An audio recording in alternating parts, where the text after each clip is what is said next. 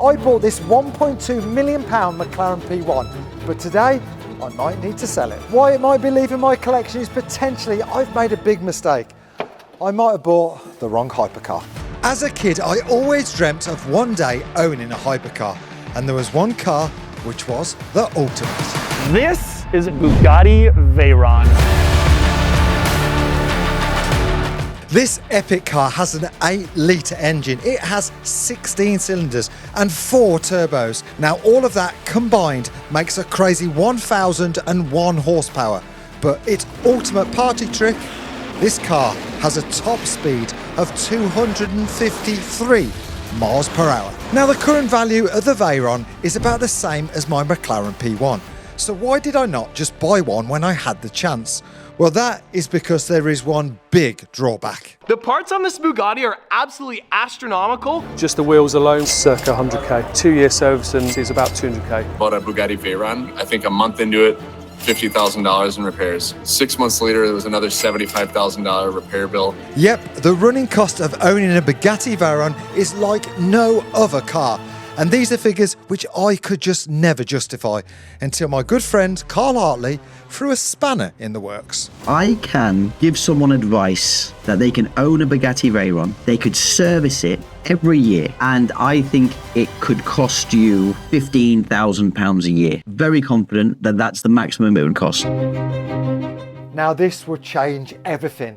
In theory, I could run the ultimate hypercar, the Bugatti Veyron, for the same cost as the McLaren P1. Right, I've been thinking about what Carl said.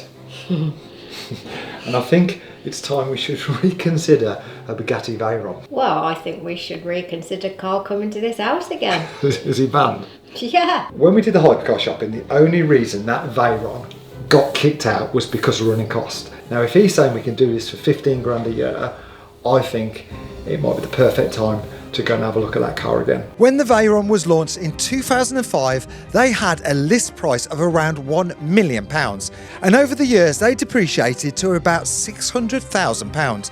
But then they reached the sweet spot, the 15-year investment formula, and they rocketed. Right now, they are set at £1.5 million.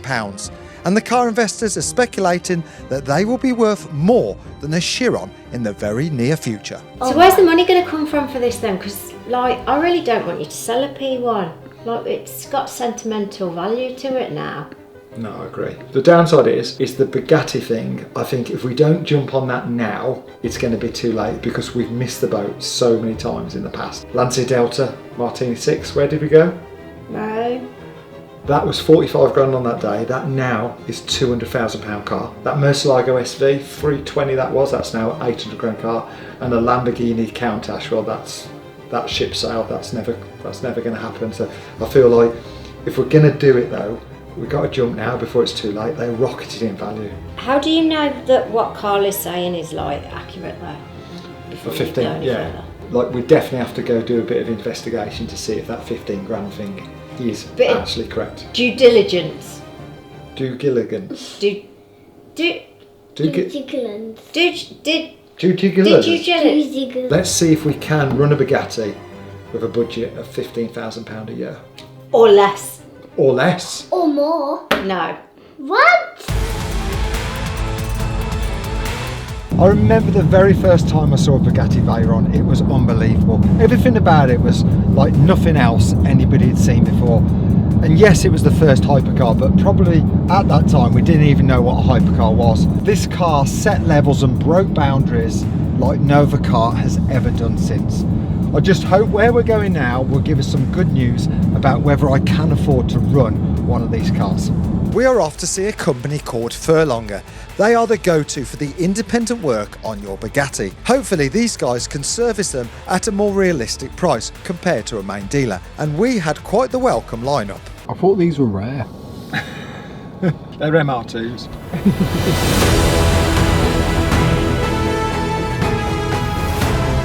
From the Veyron owners we have spoken to before, there are some categories of costs which, let's say, are huge. Number one, service cost. A major service at a Bugatti dealership can set you back £50,000. Number two, the tyres. These cars use a very unique bespoke tyre. For safety reasons, you have no choice but to use their specially designed tyre, which is actually glued onto the alloy rim. This can be a yearly cost of around £100,000. Number 3, and of course, if it ever goes wrong. After all, it's just a mechanical car, so no matter how expensive, one day it will break. The OEM parts can be extortionate.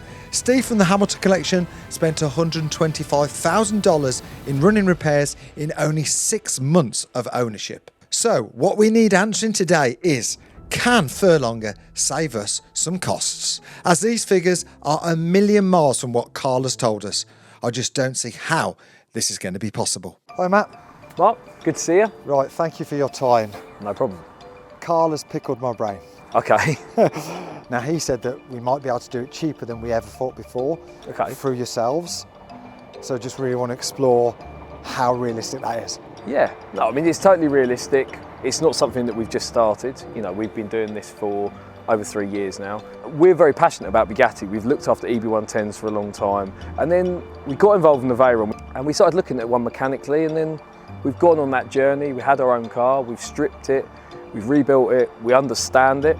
I think, you know, the Veyron is a special car. Clarkson famously said a Concorde moment, really, you know, in the motoring world. This is Concorde, not just the best car that's ever been made, but very possibly the best car we'll see in our lifetime. And here is where I hope we can save some money. Firstly, the running cost of the Veyron. When I first owned a Lamborghini, there was no option other to go to a main Lamborghini dealership, servicing, modifying, repairs, even your MOT. But now it's totally different. Master technicians, the ultimate best trained mechanics, are poached away from the main dealer network to work at privately owned independent specialists. All their experience and knowledge is available at a privately owned workshop with way less overheads and less of the bull factor.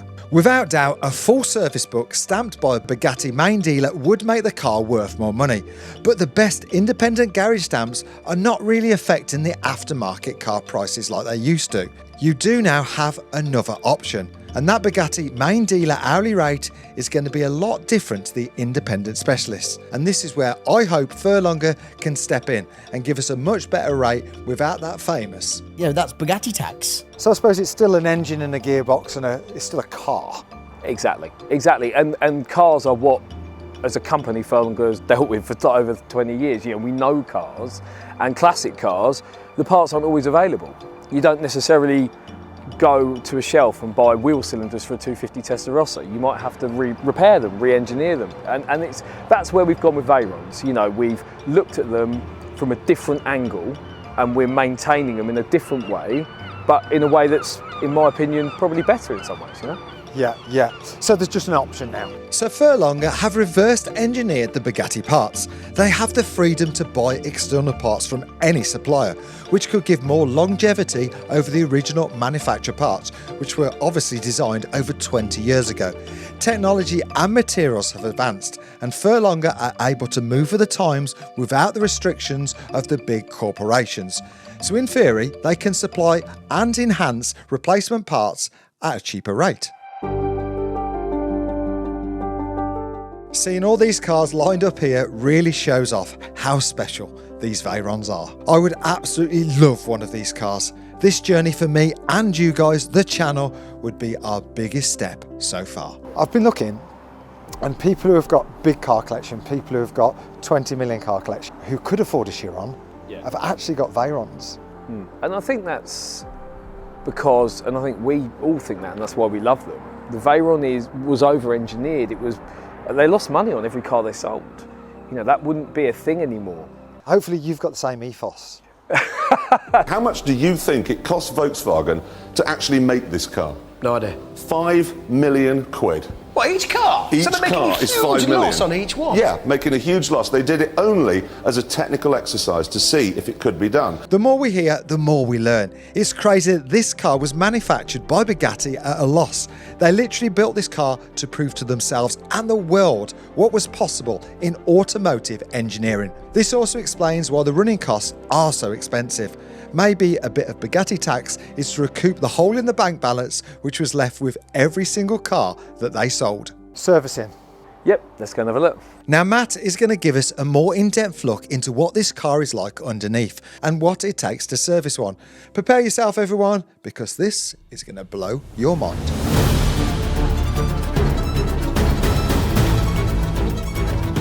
That looks even more complicated.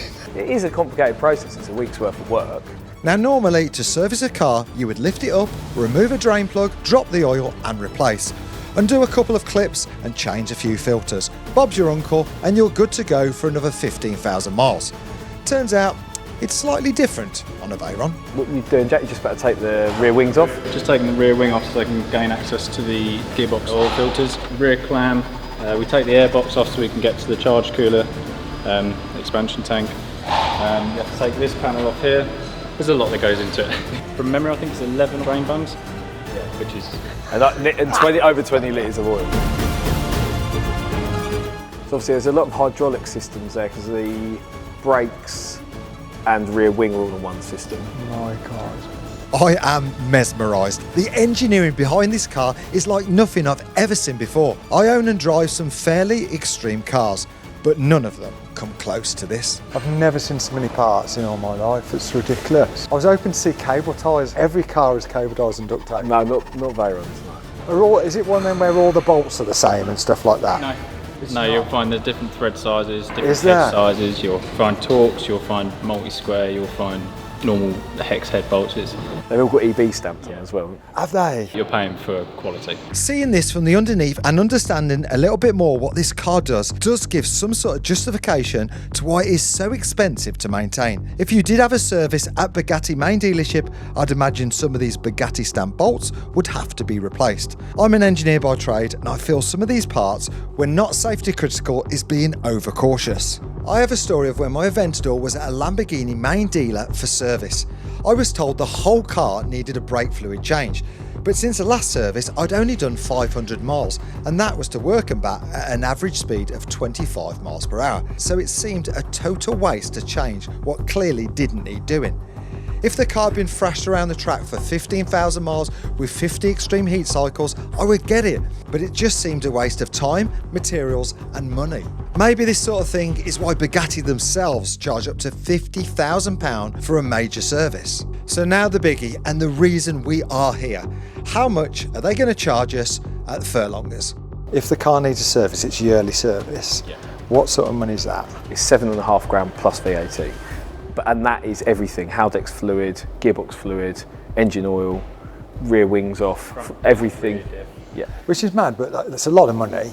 But I don't think an Aventador service is that much cheaper. That's what it costs us. That's what it costs us. So that's why we're charging that. We haven't come up with that figure. That's with our labour and parts. That's what it costs us. This is amazing news, and to be honest, it's even less than what we thought.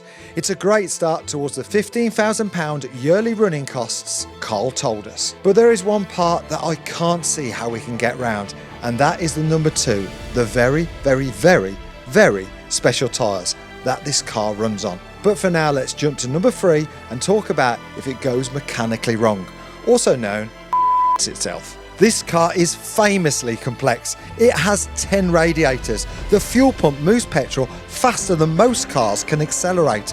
At full speed, the car empties the 100-litre fuel tank in less than 12 minutes. The hydraulic wing at the back shoots up and acts as an air brake, but that by itself adds more stopping power than a normal car's complete braking system. When Bugatti developed this car, they had to make their own dynos because the standard ones were literally catching fire under the stress from this car. The engine takes a week to build and the mechanic puts it together in a dust suit and gloves. Even a speck of contamination dirt in that engine could destroy it. These stats are insane, but of course, when things do go wrong, it's going to be next level expensive. So, is there anything we can do? Now, what happens if something goes wrong, like a major part? A lot of the parts were actually made and engineered in the UK, believe it or not. But I can imagine that because of our British engineering, it was a massive thing, isn't it? Yeah, we were a hub, we were and we still are a hub for this sort of thing. So, for example, the gearbox, that was produced in the UK. So there's certainly enough specialists and experts who know these cars from an engineering point of view here. You know, so if something majorly went from, like I said at the beginning, any challenge we'd welcomely accept, you know. This is a confidence boost for the apprehension that I have. If I did own one of these very special cars, not only can we get a more realistic service figure, but the dark day, if it ever did go wrong, we wouldn't have to order original parts from the Bugatti factory. We have seen before the savings you can make from cross-referencing parts. Yeah, that was annoying me. Sent the car in for a service. I said to the head engineer, see that little bit of play in the switch, can you fix that for me? It was £9,500. Anyway, sent it to a guy, he stripped the door, found the part, and there were 89 pence. We now have a fresh option with specialists like furlongers. But now we move to the big one, the world's most expensive pieces of black rubber. Or every 4 years you had to change the tyres. No matter what? Had to, yeah. For every 3 sets of tyres you then had to change the wheels. So how much were the tyres? So the tyres were 32.5 grand a set. If we have to change the wheels? Which are 90,000. So we learned in the hypercar shopping video that changing Veyron tyres is a very complicated process, and the tyres are bonded to the actual alloy wheel. And after you've changed them 4 times, you literally need to scrap the wheels and buy some new ones. Now my work and driveway are full of nails and screws, so this is a real issue. Replacing 4 sets of tyres and the original wheels from Bugatti is a staggering £220,000. No matter who you are, that is absolutely crazy. But what we saw next did actually explain why this is so expensive. I am going to show you now a chunky tyre off a modern day sports car. 18 inch. Yeah, I mean that gives you a good... That is unbelievable. Do you know what though, when you hear about the price of the wheels and tyres, you think that's ridiculous, but now it makes sense. But it's old technology. It was a pack tyre which basically had rubber bands running inside. So if you got a blowout, the tyre stayed inflated. Right, and is that, if you had a blow at 253 mile an hour, in theory to try and keep you alive, I suppose? I assume so. I plan to go a lot of places at 253 mile an hour though. No, you don't. So the tyres are going to be a fortune to run, and this would mean the Veyron is unfortunately a no. But Matt did say that gluing on tyres is old technology, and I have a plan which involves a trip to our good friends, and they hopefully will have a solution. Morning. Morning, Mark. This is Jordan from Wheelmania. They have made me some custom wheels for the P1 and the KTM. I'm hoping they might have a solution to the pricey Bugatti wheels and tyres. Right, come to ask you a few questions. Bugatti Veyron. The wheels and the tyres are really, really expensive. Would we have any options to just do that, a cheaper alternative, a cheaper way? We've seen a lot of people, Mark, what they do is they'll take the original wheels and tyres off and then buy a set of custom forged wheels, so you could design the wheel, and then we can fit the wheels with sort of standard Michelin or Pirelli, and you'd save on the massive replacement tyre costs in the future. And would that be the same size? No, so it'd be different size. So original Bugatti spec tyre, 265 35 20. Yeah. We'd supply 285 30 20, and then on the rear, this is the biggest tyre size I've ever seen as standard. The original Bugatti tyre size is 365 25 21. Yeah. We'd supply 355 25 21. How much width is that? So it's 20 mil wider on the front tyre and then 10 mil narrower on the rear. That's it? Yeah, that's it. But with tyres, it's the overall rolling radius which is most important on a tyre. Yes, so that has got to be identical. These tyres for the Bugatti are expensive because they are specifically made for this car. They were literally groundbreaking technology. Bugatti and Michelin got together and had a baby and made the ultimate tyre designed to be capable of driving at a constant 253 miles per hour. When this car was made 20 years ago, a normal tyre just couldn't withstand that top speed. It would have generated that much heat, it would have simply exploded. But that was 2005, and technology now is very different. Would that tyre now be able to do the speed of like a Bugatti wheel? No, so if you fitted a standard Michelin or Pirelli, you know you'd not be able to do 250 miles per hour. But how often would you be doing that in that car? Just like, probably not every day. The scoring if we're late. If you're late, you're late. And I suppose then as well, if you did want to do 253 mile an hour, get the expensive wheels and tyres and put them back on. Exactly that. So could we make the wheel look the same, like style and shape? So yeah, we can use the original Bugatti wheels as inspiration. I love it. inspiration. Or like the P1 KTM, you can design your own. Okay. Let's use inspiration. Jordan is saying if I was late for the school run, I couldn't achieve the full speed of 253 miles an hour on these replacement wheels and tyres, but there is an option of a midway point. So we looked into it, Mark, and the Bugatti Veyron, it actually comes on the same tyres, sizes, of what we're going to recommend for your Veyron. So a Bugatti Veyron then is no longer glued and bonded and all that business in? No, so the Bugatti Veyron comes on a Michelin Cup 2, but it's a Bugatti spec tyre. Oh, okay, and how much are those? They're on £2,000 per tyre. So still expensive. Yeah, ridiculously expensive. So I think this is amazing news. We have a solution. So we've got three options. You can use the original Bugatti wheels with the bonded Bugatti Michelin tyre. That'll cost you £30,000. We could do a custom wheel with Bugatti Veyron tyres. The tyres for those cost you around £8,000. Or Reddit spec, custom wheel, standard tyre, £2,000. This all started from Carl's flippant comment on a podcast, and somehow it's turned into something huge. With the yearly service costs allowing for half a year wear of Reddit spec tyres and a budget of the what ifs, I could potentially own a Bugatti Veyron with a running cost of less than £15,000 a year. I really don't think this is going to be any more expensive than running a McLaren P1. This is great news, apart from the small fact I would have to sell my P1. But out of respect, I would offer it back to Carl, first refusal, as he made this whole process so special. Since owning this P1, I have totally fallen in love with this car. Reversing it out of Harrods' front door was both exciting and petrifying.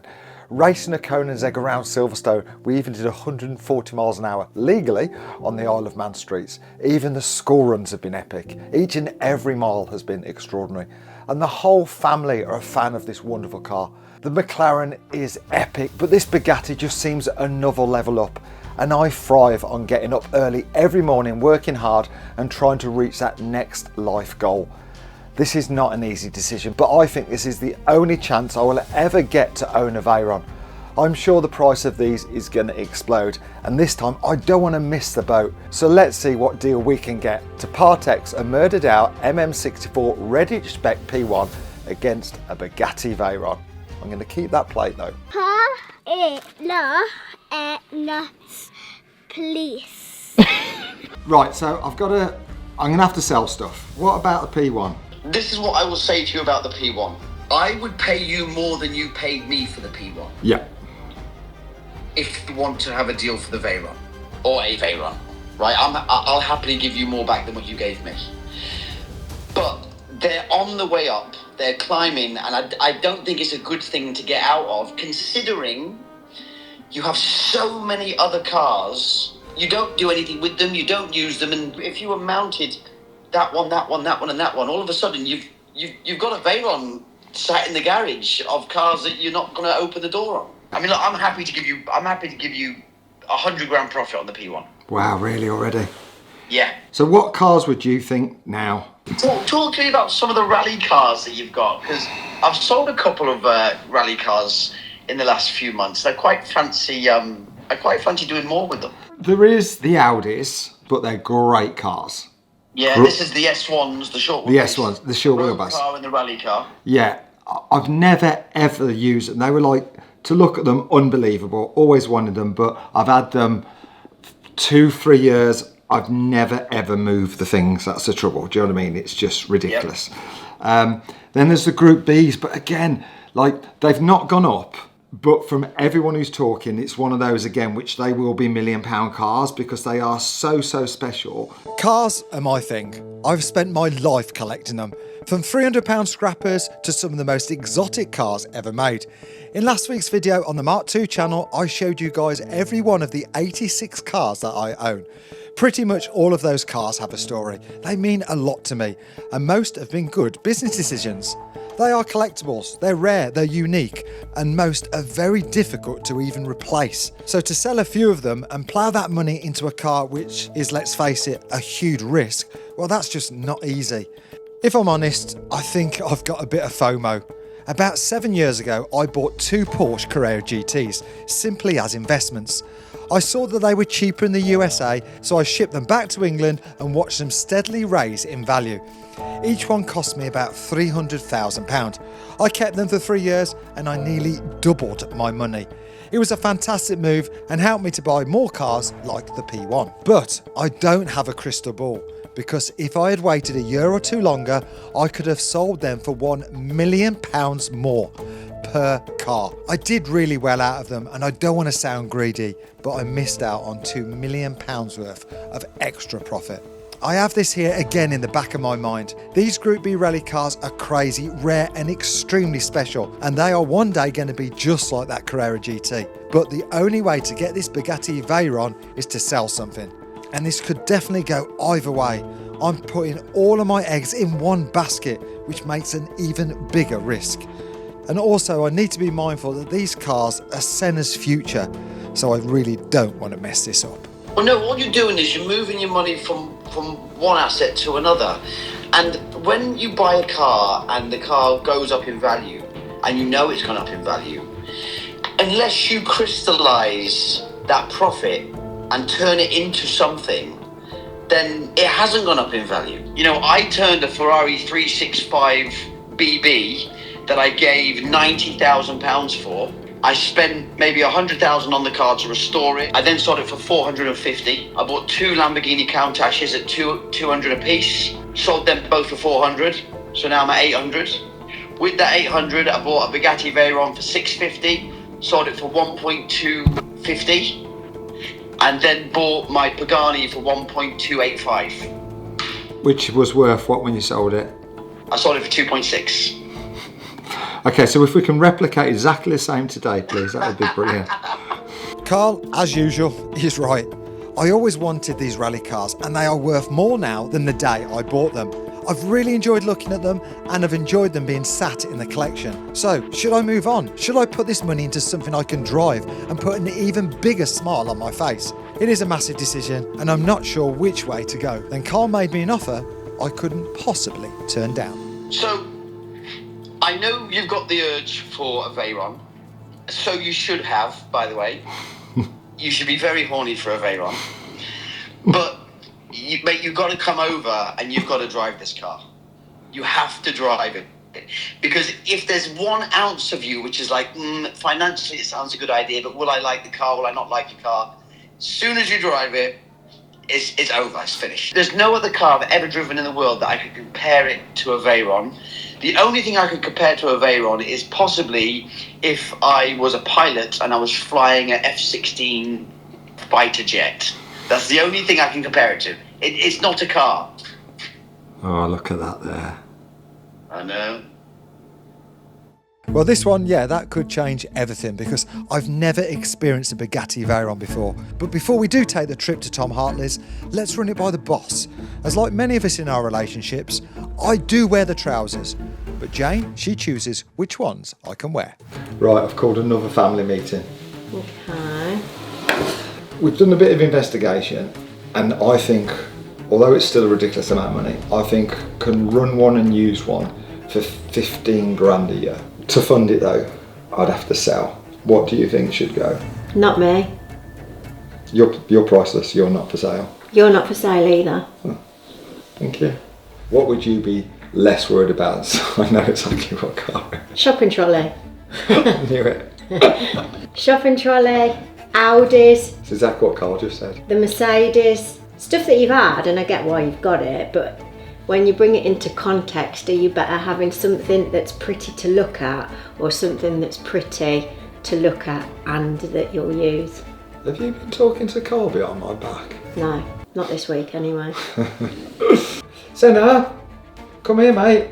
What is it, dude? If Daddy was going to buy a spaghetti Veyron, Yes, dude. what cars would you say to sell instead of the spaghetti Veyron? I'll bleep that out again. So, the family are on board, but I also love having a crazy varied car collection. I would be selling 3 or 4 epic cars. This is a massive trade-off. Carl has 2 Veyrons for sale, so let's go do some skids and a top speed run on the M42, because today I get to fulfill a dream of driving a Bugatti. I am super excited to see this car, but there is a lesson to be learned. When you do get carried away like I am now, it's really important that you do your proper checks. Reese has done a check on one of Carl's Bugattis, and as you can see, it's a clone.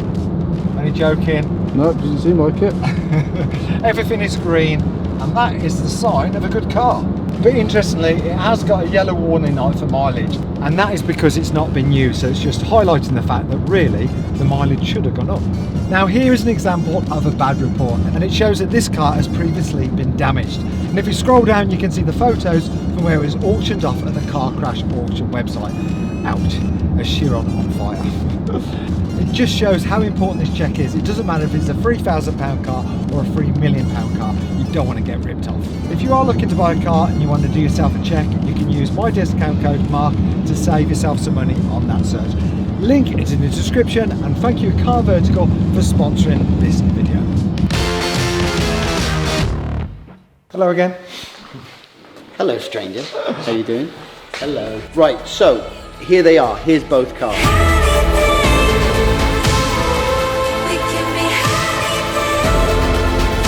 Oh my god. Here are 2 legendary Bugatti Veyrons for sale, available to buy today. What are we thinking? Speechless. And in this shiny showroom, I started to notice some even more incredible details. Diffuser, carbon fibre, they've tried to hide it. Yeah, it's like embarrassing.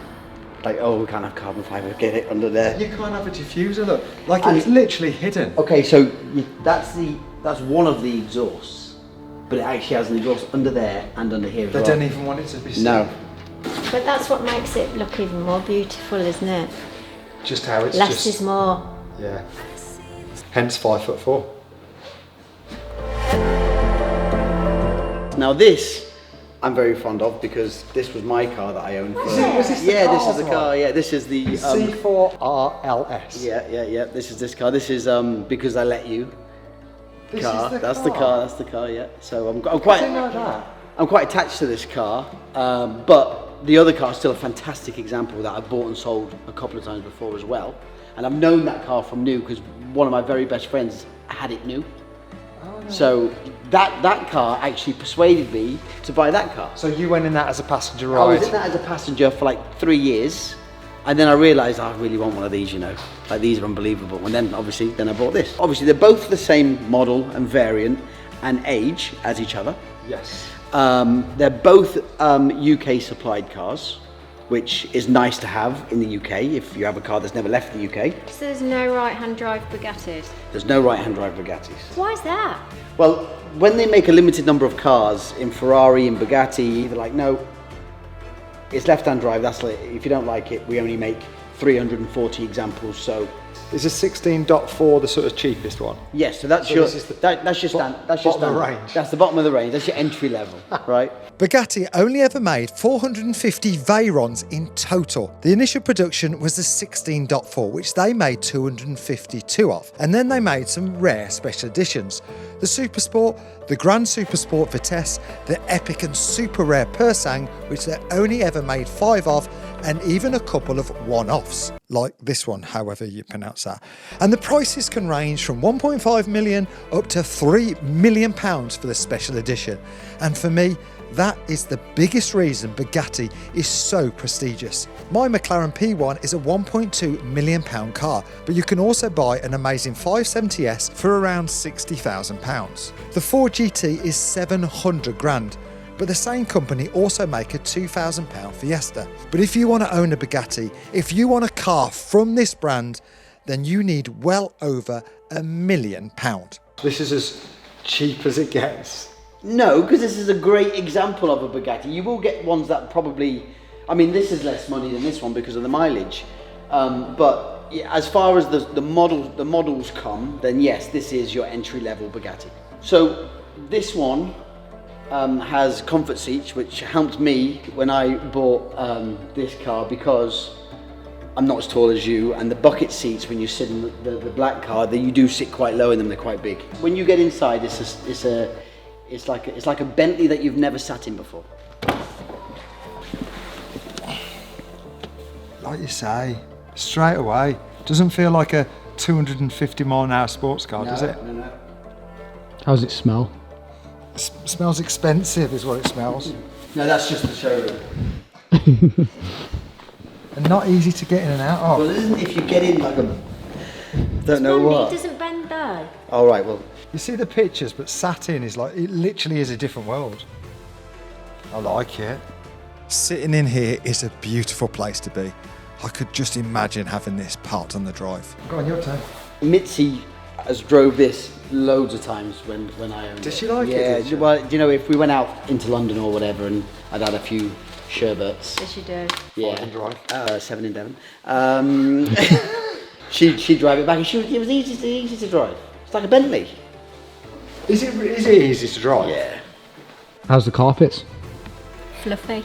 All joking aside, it is really important that Jane is into this car. It's obviously a massive decision for all of our family. It's classy, it's elegant, it's luxurious, isn't it? But it's not Alcantara, carbon fibre, sport seaty, Lamborghini madness, is it? Well, no, because it's not for that audience. It's for the guy So when this car came out, the average owner had 32 cars, 2 boats, and a helicopter. It's the older gentleman's car. It's not like No the younger one lad. in 2006 had £1 million to spend on a new car. I want to go on and sit in the car. No, we ain't swinging stuff around here, pal. If you swing, then Daddy has to buy it. Swing. Be really careful swinging. Don't touch the paintwork, so put your foot. Straight onto the carpet. What do you think, Senna? You like it? Do you think Daddy should buy another car? No way. Now the silver car is a very classic Veyron. Two-tone paint with a lighter interior and fitted with some comfort seats. Whilst the black one is more like what I like, a darker interior and a much sportier looking seat. They are though totally different specs. What do you think to the seats? Yeah, that's a lot more sporty, isn't it? There's more carbon in there for you. I know you like your carbon. I don't like paying for it. I like when somebody else is paying for it. So you sit a lot lower in that. This is a lot more rigid, isn't it? This is Yeah. a different world. We've lost a bit of the class. Does this pop and bang? No. Does it spit flames? No. This is way more sporty. Alcantara steering wheel. Yeah.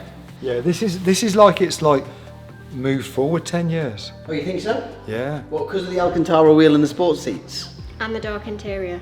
Basically, he doesn't like your spec. I think this spec suits him more than I agree. what my spec does. I could always wrap that black anyway. You're going to wrap it black and ruin it and put stupid wheels on it no matter what, so makes no difference. Now, tyres are something that we can't get round, unfortunately. Servicing we... Round tyres? No, we can get round, but we can't get round into the cost of it.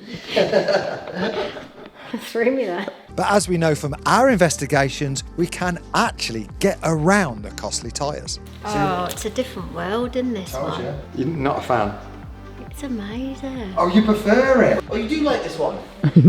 Just you by yourself then over there. I'll just keep that one, then you can have this one.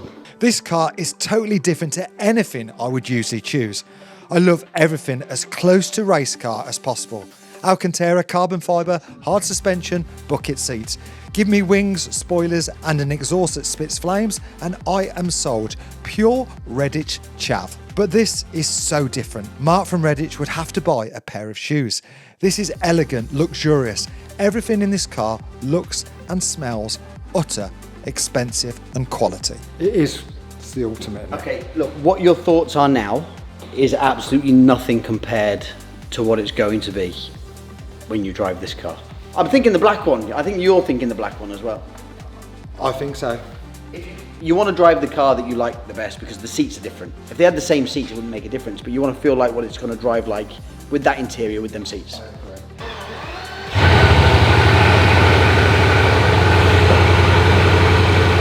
On a scale of 1 to excited, how excited are you? I've literally got goosebumps. As if I'm going to actually go on a Bugatti. So at the end of literally the world's greatest test drive, we will have an outcome. If I sell some of my current cars and go for the epic Bugatti Veyron. Hello. You alright? I'm not very good at getting in this. It ain't even small, it's massive. I tell you, it's bigger inside than I thought. It's massive. It really is, because the P1's quite tight. Yeah. We're like, you're sort of rubbing shoulders in the P1, aren't you? Yeah, that's a big old space in between us. Yeah. But there's not a lot of room here, is there? You wouldn't want to be a bigger gentleman. No, well, it's a sports seat, you see, the comforts, there is more. Oh, okay. So, foot on the brake and then to the right. You're in drive. Is the handbrake off? Down your side. All right, off you go. Oh my God, I'm dropping. Whoa, this is mad. It's like a spaceship. Yeah, it is. And wait till you hear the noises.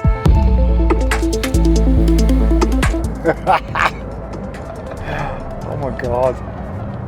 Already at 10 miles an hour, driving up a residential street, I was lost for words. That's like quite smooth, isn't it? It's a Bentley. That's crazy. That's what it is, it's a Bentley. Usually, the more expensive the car, the more parts that get stripped out. With money, it usually gets closer to a race car. Hard, bang, direct. But this is the total opposite end of the scale. At low speed, it's almost like you're gliding in a Rolls Royce. It just feels luxury. That's unbelievable. It's like a lovely little drive. Oh my God.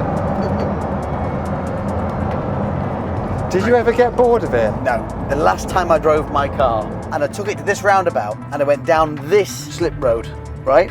I put my foot down and I still laughed my head off. After 10,000 miles of driving it, I still was like, this is insane.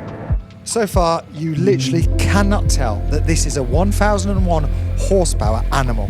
But ridiculously, and I can't believe that I am saying this, I'm about to put my foot down in a Bugatti Veyron, and this car is about to show us its true colours.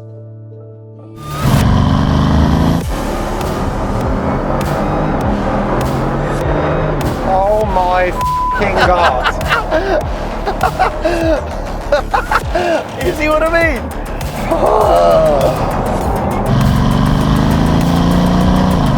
If you're enjoying this video, please make sure you're subscribed, because we've got some more epic videos coming up with this Bugatti, which you don't want to miss. F***ing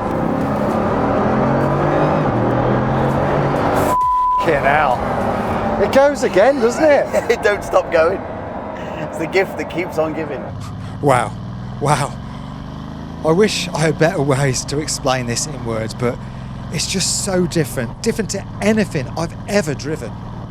It's just not what I expected, not in a bad way.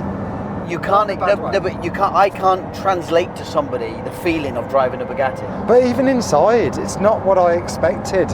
It's just nice. It's just a nice place to be. Like, we could go around, we could drive this all day. Oh yeah, easy.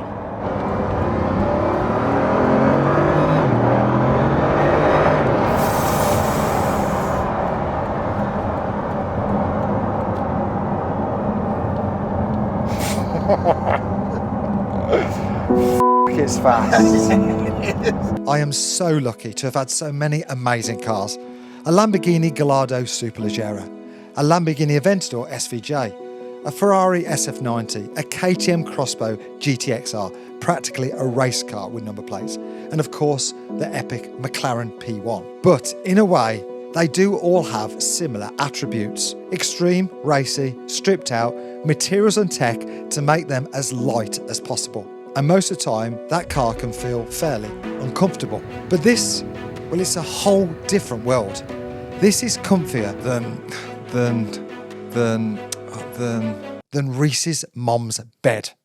And only a couple of miles in, I can see why everyone raves about this car. I can literally feel why it's so special. Is it like anything you've ever driven? No. What I'm saying is, there might be cars that you enjoy the drive better of, but this compares to nothing that you've driven before. It ticks all of the boxes. Like, it's ridiculously, amazingly beautiful. You can drive it slow or fast. You can drive it in a traffic jam. Like that position's bloody lovely. Perfect, isn't it? Doing one-handed like that, and it's like... When I was on the autobahn and I'd done a very high speed, not that I'd done it, but you honestly could just take your hands off the wheel doing 200 miles an hour. You honestly could do it. It didn't feel like I'm holding on. Yeah, it was just normal. I can imagine. Driving this car has literally ticked every box that I had hoped for. In fact, way more. I expected something special, but my God, this is so much more. It's very average. Average. Very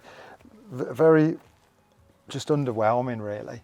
Quite disappointing after all the hype. Did you see it go? Did you see it go? 1,000 horsepower is quite quick, you know. You put your foot down, it goes, wah, then it goes, wah, then it goes, wah, it just keeps going like that. It changes gear and it goes, have a bit of that, have a bit of that, and it just keeps. Honestly, it's like nothing else I've ever driven in my life. I've just driven a Bugatti. So the question, what do I sell? Do I sell some of those beloved rally cars, or do I sell that amazing McLaren P1? Or do I try and wipe today totally out of my mind and not take the risk of owning a Bugatti, which, let's face it, is years out of warranty, and if it did go wrong, would be a financial nightmare. Please help me out and let me know in the comments which way you think I should play this. And I will see you next Tuesday, 6 p.m.